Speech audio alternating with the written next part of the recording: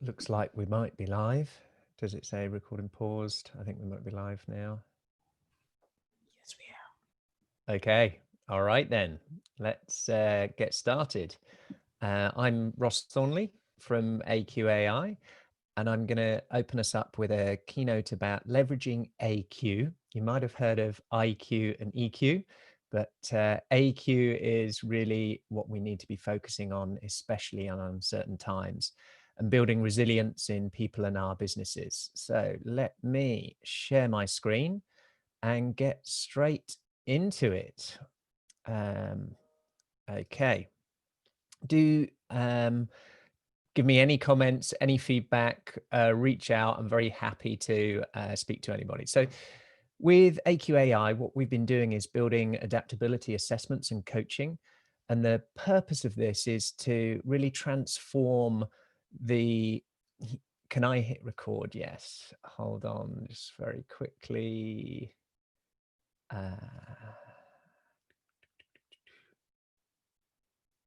Resume recording. Okay, so hi, I'm Ross Thornley from AQAI, and I'm the co-founder of the adaptability assessments and coaching platform that we've been building. And I'm going to deliver for you this morning a keynote about leveraging AQ. Some of you might have come across IQ and EQ of intelligence and emotional intelligence. This is about our adaptability, and it's essential in building resilience for people and businesses, especially in uncertainty. And our purpose is we want to transform the health and well-being of 100 million people. So we're going to need a lot of collaborations, a lot of help to do that. And I'm going to dive us straight into what we're going to take you through in the next 20 minutes or so. And this is a bit of a scene setting of how fast is the future, what is here right now, and the case for human adaptability. And then involve our science and model around AQ, give you a few insights and hopefully some hope, and then a few areas of how you might be able to start on your resilience journey and building highly adaptable workforces. I think one of the challenges that I've observed over the last 2 decades of working in innovation and large organizations across the globe is the challenge of employees keeping pace with change. Are they adapting quick enough to the environments, to the new contextual challenges? And if they're not, they're risking being left behind. And that causes a lot of stress, a lot of anxiety, and a lot of friction. And in some cases, collapse of roles, individuals, also teams, also propositions, and then companies if it's not kept pace. What's driving this is a lot of exponential technologies, robotics, quantum computing, AI. All of these technologies are accelerating the pace of change. And what we've just seen with COVID-19 is an accelerant on top of that. So that has brought forward a lot of things that were happening anyway, about a move to digitization, about remote working, and transforming just about every industry that exists. And if we don't keep pace with that, then it's a big, huge challenge. And it shows up both economically, but also as a mental health pandemic. I'm going to start off with just 7 examples of, in inverted commas, the future, what's actually happening today. One example here, a Japanese retailer replacing 90% of their warehouse staff with robots. This is happening all over in a lot of industries. Here in the UK, we have one of Europe's largest fully autonomized warehouses for Ocado, which is a part of the Waitrose partnership. And it's phenomenal when you see the efficiencies and the scale at what can happen in logistics. Another example, it doesn't have to be just back office. In the front office, we're seeing big shifts to this. In China, recently opened a bank entirely operated by robots. So all of the customer services, every bit end to end. Very interesting. I observed at a conference earlier last year about 3D printed tooth, and the entire operation from the assessment to the install was done with robots. really phenomenal. So if you were scared of the dentist, would you be scared of the dentist if it was a robot? Maybe in the early days, maybe not as time goes on. Other areas of advantage and risk. This is, been in the stories in the news for a couple of years now, but I think it really hits home about where AI is transforming roles and tasks and where humans need to adapt and evolve. Humans reading a contract of law average 92 minutes with an 85% accuracy. And how long did they have to study and invest in their learning and knowledge to be able to then spend that hour and a half to only get 85% accurate, whereas AI, 26 seconds, 94% accuracy. Who do you think might be concerned about that? Not just lawyers, but many industries. Here's another example coming out of China, and this is a newsreader. And this newsreader is now a fully machine learning AI news anchor. I'm not sure whether this video example will work through Zoom, but we'll give it a go. So.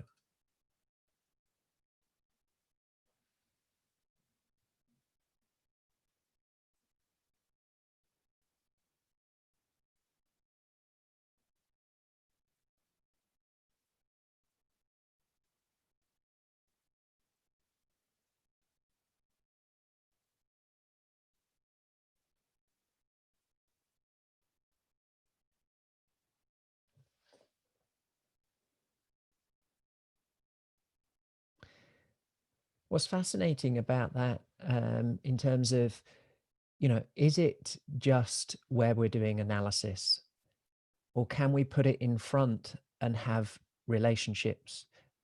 Can they perform in a way in which there's no sick, they don't need holiday, they're not, hours at which maybe hours humans wouldn't like to work, environments which are challenging to work in, very interesting areas of application with this. And we're seeing a lot of impact on current workers and their roles. And we're going to see huge disruption, not just because of COVID, but because of technology is displacing and disrupting in every single area. It can also help us. It can help us learn and develop in new, unimaginative ways.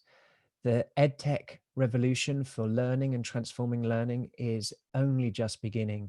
How we can use virtual reality to train employees in real life situations, how we can put them into examples that are difficult to represent, scenario planning.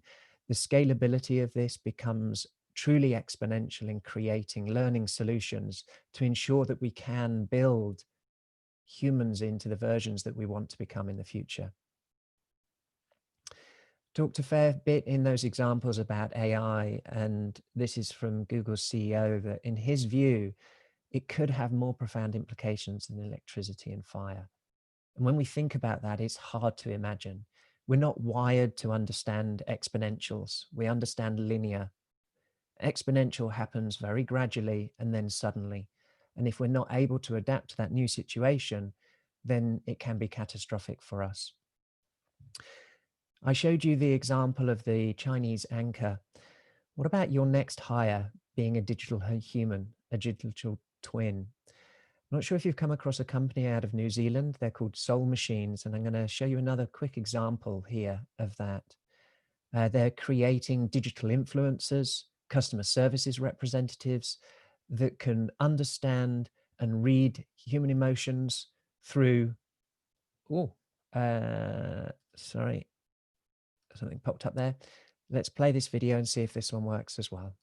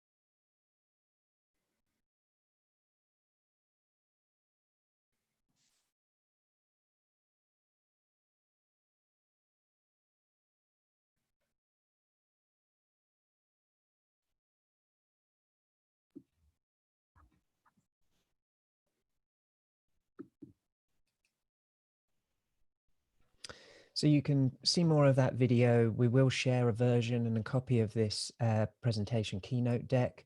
We have created a landing page on our site where you can access all of these and go deeper into some of the videos. But this is one of our favorite quotes from Alice in Wonderland. You know, my dear, here we must run as fast as we can just to stay in place. And if you wish to go anywhere, you must run twice as fast as that. Today couldn't be more true of the situation and reality.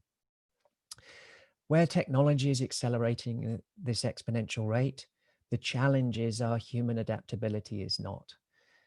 COVID-19 has brought about an accelerant, and this is showing up in all sorts of areas. The vast volume of people that need to reskill, the jobs that are not going to exist in 10 years' time. How do we train for those? How do we educate and prepare our staff for them? How do we make sure that they're resilient to be able to bounce back from challenges, from areas where their identity was wrapped up into their role?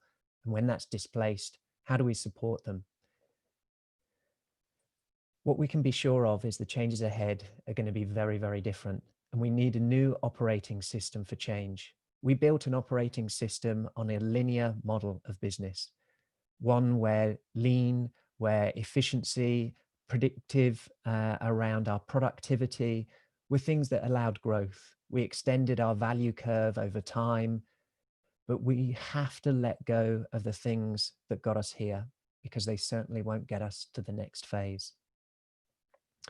Want you to ask yourselves the question, how prepared do you feel your people, your teams, your workforce are for the 1 to 3 years ahead? Given technology, given COVID, given all of these changes on a global scale, how well are they equipped? How well have you prepared the environment, the type of support, the processes needed to embrace this technology side by side and augment a better future, not one where it's about continual disruption and a fight? How do we leverage the best of each? What we can do is really dig deep into adaptability. This might mean many different things for different people. And for us, I want to give you an explanation of how we see adaptability, and more importantly, how we see AQ. So adaptability, it covers essentially our psychological, our social, academic, and workplace achievement. So how we adapt is critical. The next piece from there is AQ, our adaptability quotient, as you were, if you will. Well, we look at this under three lenses. It's called our ACE model, ACE, our abilities, our characteristics, and our environment.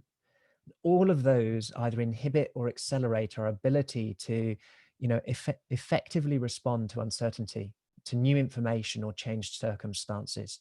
Do we put up an immune system barrier and say, no, that's not the way we do things around here? Or I don't believe the world is round, the world is flat. You might have been holding that information in your mind, and at one point you would have been locked up in a padded cell. But later science shows us that that was in fact a truth. How many other things are we putting our barriers up because it's information that doesn't, go to where our current beliefs are? How open-minded are we? How much mental flexibility do we have to look outside of our echo chambers of biases and knowledge? There's a whole new world of opportunity. If we get this wrong, it really couldn't be more true than adapt or die. It's one of the hardest things to spot, adaptability, because it's about how people will behave in the future. It's predicting the what if. They're hard human skills to spot, and they're also hard to train.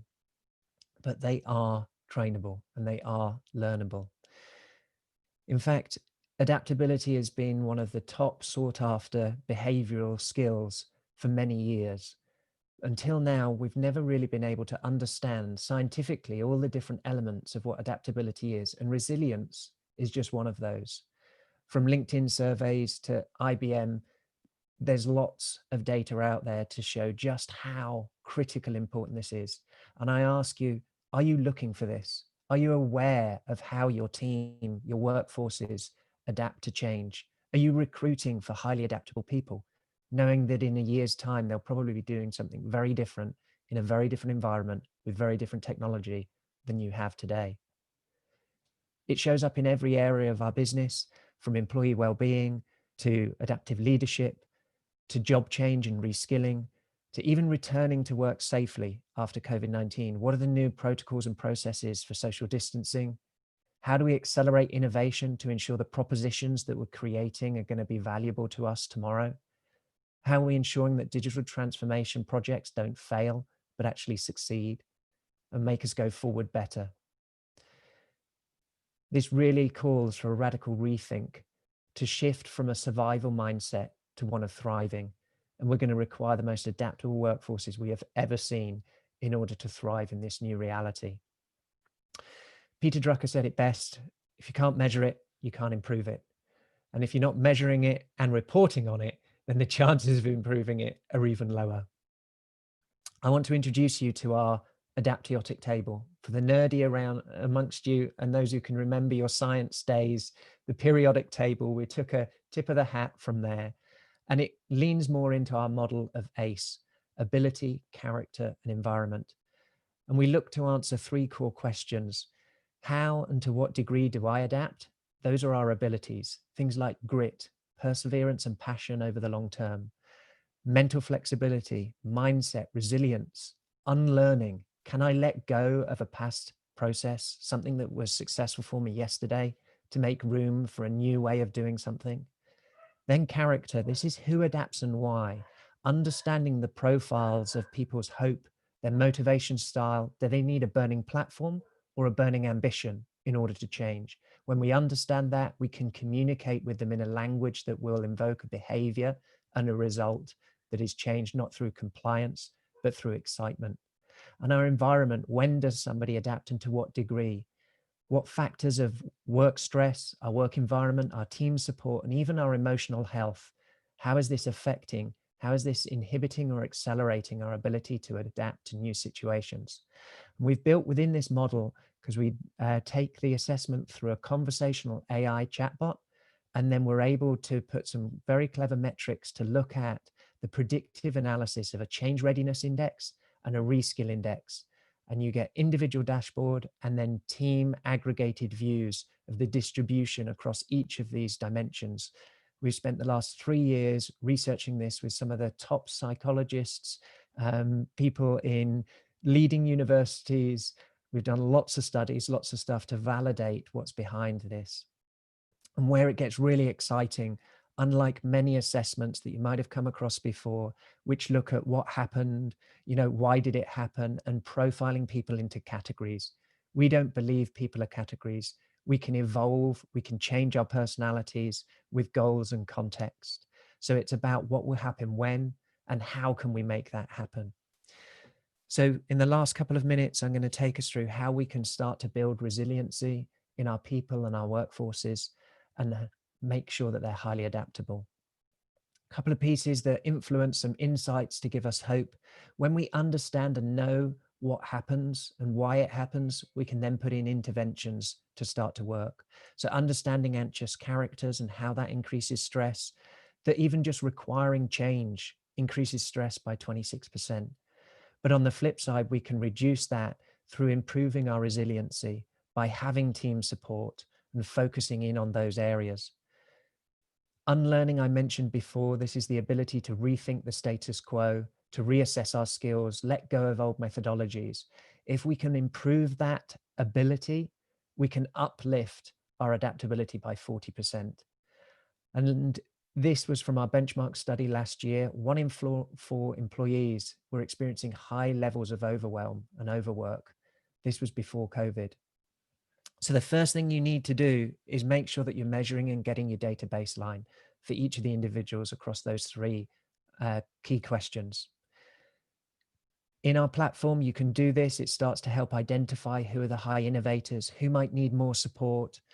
It can reduce workplace stress. And there's opportunities within each of these insights for then coaching and learning and training and development programs to be bedded within an awareness, not in a black room. You can then align your communications to the motivations and motivation styles. You can engage in the learning of AQ, which is going to be one of the most fundamental shifts over the coming decades of the difference between survival and success. So I finally finish us up with how prepared for the future could your people be, could your teams be, and your workforce be if you started to develop their AQ? And let me tell you, if you do, like many of our clients, the opportunities in the future no longer fearful. They have confidence no matter what they face. We've set up an opportunity for all of you here to experience as a complimentary access our AQME assessment. This is normally £50. It's open for a short period, and the code is there on the screen and also in your downloadable version on HREA in terms of aqai.io/HREA as the link. You can also access some other special offers, the benchmark report that we said, and also a copy of this keynote deck. So I want to thank you for the opportunity to share some of the insights about leveraging our AQ and building our resilience. Thank you, and I look forward to seeing many of you, perhaps on LinkedIn. Do reach out to me. Thanks, Erefa. All right, thank you very much, Ross. Do we have any questions from anyone? If you have any questions, please put it in. And we send the link out to most of our participants, and we're going to send out a link at the end of today to access the AQ test. It's free. It's given to us by Ross and his team. So thank you very much for a brilliant presentation. Thank you. Thank you very much. Would they be See able some to of you a bit later. Yes, Bye-bye. see you later. Thank you. Yes, it will share the slides. Yes, Tega, the slides are shareable, or they're downloadable. Thank you. I think we can stay in the room.